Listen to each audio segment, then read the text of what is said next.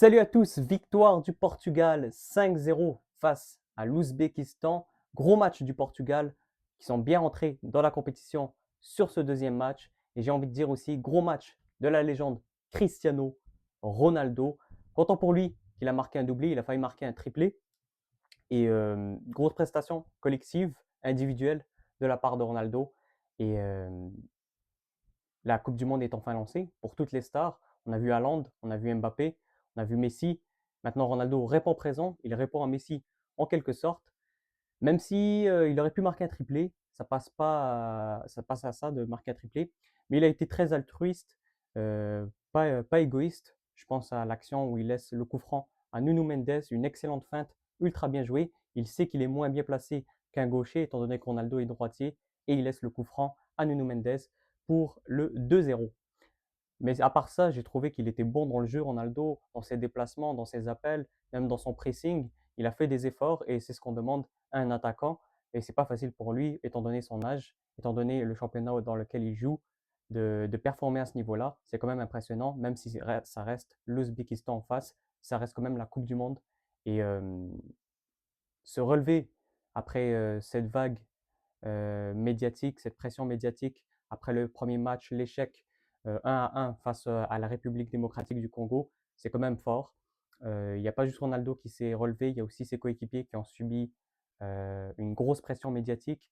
Et je trouve qu'ils ont bien répondu aux haters, aux médias, et ils ont fait une belle prestation collective. Il y a eu du beau jeu. Je pense aussi que la titularisation de Joao Félix à la place de Bernardo Silva était intéressante, un bon choix de la part de Martinez, l'ancien coach de la Belgique.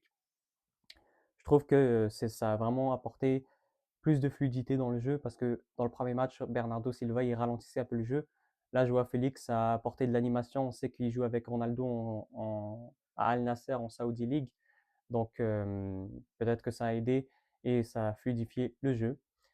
Mais à part ça, le Portugal rentre dans sa compétition.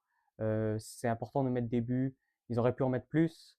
Et tout le monde a répondu présent. Et c'est ça le plus important. Ça fait aussi du bien de ne pas encaisser de but. Ça met de la confiance à la défense, au gardien. Certes, il y a eu un but de l'Ouzbékistan refusé parce qu'il y a eu une faute avant. Mais franchement, ils ont bien défendu tout au long du match. Ils n'ont pas laissé les Ouzbeks euh, créer beaucoup d'occasions. Et c'est important de gagner ces petits matchs-là parce que ça met en confiance et ça, ça permet d'ouvrir de nouvelles portes au futur dans le jeu, de nouvelles automatismes, de créer une bonne ambiance aussi au sein du groupe parce que c'est vrai qu'en ce début de Coupe du Monde, l'ambiance semblait un peu toxique. Après, c'est sûr que les réseaux sociaux, ça amplifie. Mais là, on a l'impression que ça redevient un groupe un peu plus soudé et tant mieux parce que tu peux pas gagner une Coupe du Monde si le groupe est pas soudé. On l'a vu, l'Argentine en 2022 a gagné la Coupe du Monde parce qu'ils étaient soudés et ils se battaient tous pour Messi. La France en 2018, ils étaient soudés.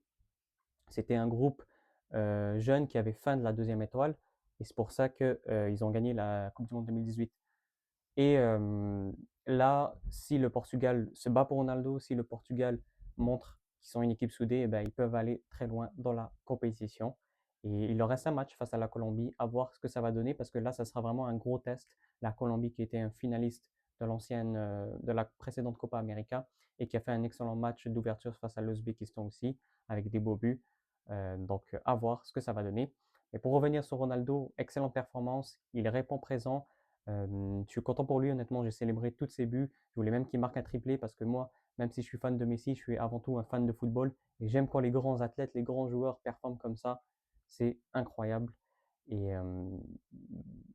vraiment, eux qui pensent que Ronaldo est un être égoïste, ils n'ont pas compris le football. Ronaldo a juste une âme d'attaquant et c'est normal que parfois il râle quand il ne reçoit pas des ballons. C'est normal que lorsqu'il ne marque pas de but dans un match, il va faire un peu la gueule. Mais tu vois aujourd'hui tout son altruisme en laissant le coup franc à Nuno Mendes. Il aurait pu se dire non, je veux marquer mon doublé, je veux répondre aux haters. Mais non, Ronaldo est très altruiste. C'est une fausse croyance de dire que Ronaldo est un attaquant égoïste. Un attaquant doit être égoïste dans le bon sens du terme, mais Ronaldo n'est pas égoïste dans le mauvais sens du terme.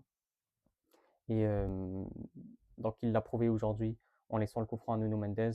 Et j'ai beaucoup aimé cet altruisme-là de sa part, malgré qu'il est en retard dans le nombre de buts par rapport à Messi, par exemple. Et sinon, il aurait pu marquer un triplé sur la fin du match. Il y a aussi une frappe qui cadre lorsqu'il met du pressing sur lorsque le gardien lui tire dessus, ça revient sur lui. Et il met une espèce de reprise de volée. Il cadre sa frappe, j'ai l'impression qu'il est plus en confiance. On a vu dans les matchs en préparation, il cadrait pas trop ses tirs, mais là, il commence à les cadrer. Et surtout, il fait beaucoup d'efforts. Pressing, récupère des ballons, il fait même des fautes sur la défense tellement il presse. Donc, c'est intéressant. Je pense que le Ronaldo va faire du bien au Portugal en avant parce il faut avoir ce joueur qui claque des buts. Euh, Contrairement par exemple à l'Espagne où certes Oyarzabal, il peut faire des fulgurances par-ci par-là.